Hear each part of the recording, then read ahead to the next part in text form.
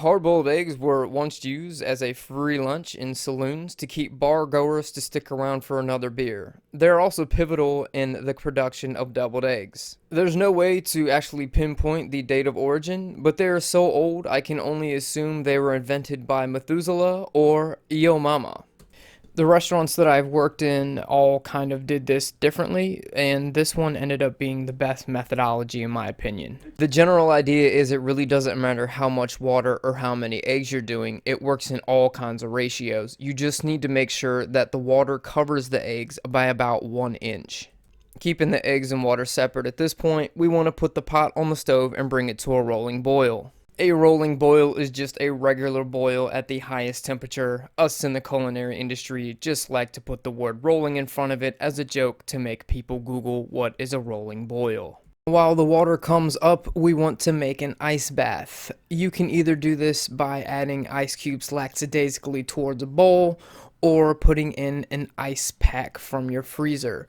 Now, I've used mine earlier today, so they weren't the temperature I needed them to be, but I made sure to embarrass them in front of the ice cubes and let everyone else see that they weren't cool enough to be a part of this video.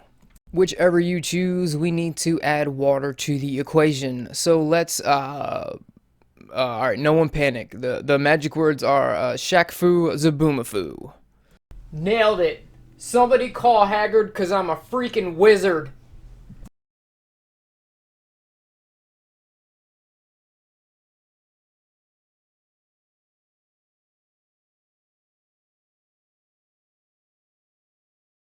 Now that our water has come up to a full limp biscuit rollin', we can add our eggs.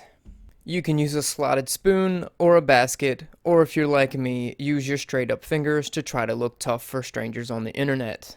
Keep the stove turned all the way up and allow the eggs to sit in this water for 12 minutes.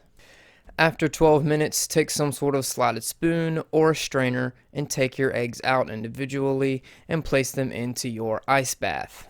Shocking them in this water prevents that green ring from happening on the egg yolk, as it stops the cooking process and subsequently stops the sulfur from the egg white and iron from the egg yolk from mixing.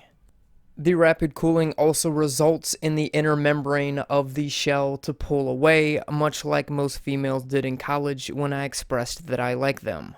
What this all means is that this will now be very easy to peel. Eggs contain an air pocket on the bottom, so crack that first, flip it over, and then crack the top. This should now be easier to take off than a helicopter that has 14 sets of propeller blades. Oh my god, I'm becoming my dad more and more with these jokes. Somebody please send help. Once you've peeled them all, you can eat them immediately or store them in the fridge submerged in water for 5 to 7 days. I also had a deviled egg video, but unfortunately I did not get all the shots that I wanted. But if you enjoyed any of this video, there are others right here.